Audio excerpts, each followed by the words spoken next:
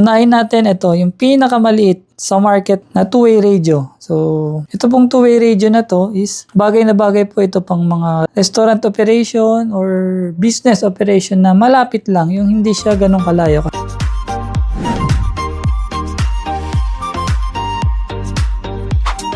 Ay, magandang araw mga karadyo. Ngayong araw po, nandito kami ngayon sa showroom ng Hytera Philippines dito sa Bonifacio Global City. So, itour ko kayo dito sa loob. Tara. Dito po lahat ng mga unit, mga product ni Hytera. So, ayan, from narrowband, broadband, meron din po tayong mga body-worn camera. So, ito po yung mga mesh na portable repeater. Ayan po. Ayan, so meron din tayong ito po yung mga e-center, on-site dispatch console. Ayan, tapos tingnan nyo to guys, ano to, hindi ito rep ha. Ito po yung repeater system na Hytera. Ayan. So, kompleto na po yan sa loob. So, kasama pang cabinet. Napakaganda. So, ito po, ibang product ni Hytera.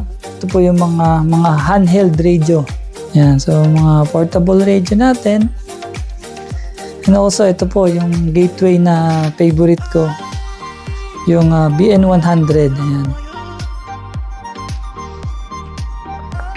And also, nandito po yung mga POC naman na Hytera. POC and yung mga body-worn cameras.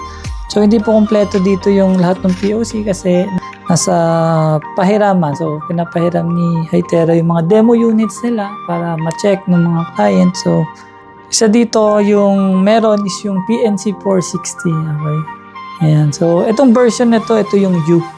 PNC 460U. Ito yung intrinsically safe na POC and smartphone. 2-in-1. Meron din po dito yung dual mode. Dual mode siya kasi POC siya and DMR. Pero ano siya actually 3-in-1 siya.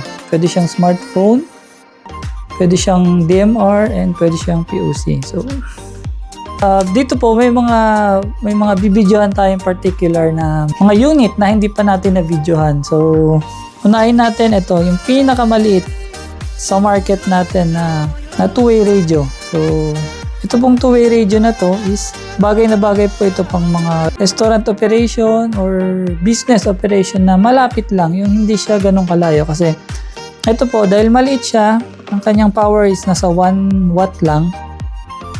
Pero ayon sa specification na Hytera, kayang-kaya niya po up to 10,000 square meters na floor area. Indoor yun indoor na floor area. So, ang maganda sa kanya, napakalito. Pwede mo siyang ilagay dito. Ayan. Tapos pag magsasalita ka, may button dito. So, ayan. Pindutin mo lang. Salita ka. And also, pwede siyang lagyan ng earpiece. So, pwede niyo siyang lagyan ng earpiece para kung medyo maingay yung lugar nyo, kunyari yung restaurant, medyo maingay, or sa bar, sa mga club, yan, yung mga maliliit lang area, pwede niyo siyang lagyan. Also, charging niya, ano lang ang charging nyo? Type-C. So, napakaliit lang, sobrang liit. Yan. So, sobrang gaan din, napakagaan. Pero, wag ka, kahit magaan to, kayang-kaya niya, buong shift.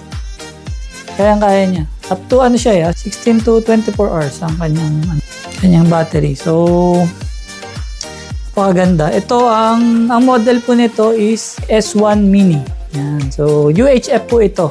Si S1 Mini. Ang kanyang po is 430 to 470 MHz.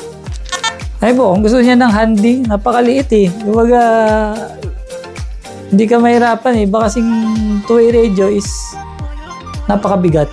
So, ito. Napakagaan. Lalo kung restaurant nyo, maliit lang. May nagkakakitaan naman kayo, pero syempre, ayaw nyo magkasigawan. Kung nasa dulo-dulo kayo, ayaw nyo magkasigawan. Ito, pwede. Mag-earpiece kayo para mas convenient siya. So, ayan. Pag may order kayo na ito, meron po ito sa website namin, www.buyradios.ph. So, pwede nyo pong i-order. And pwede nyo pong makita din specification dun sa aming website. So, yun lang po. This is Gerald from buyradios.ph.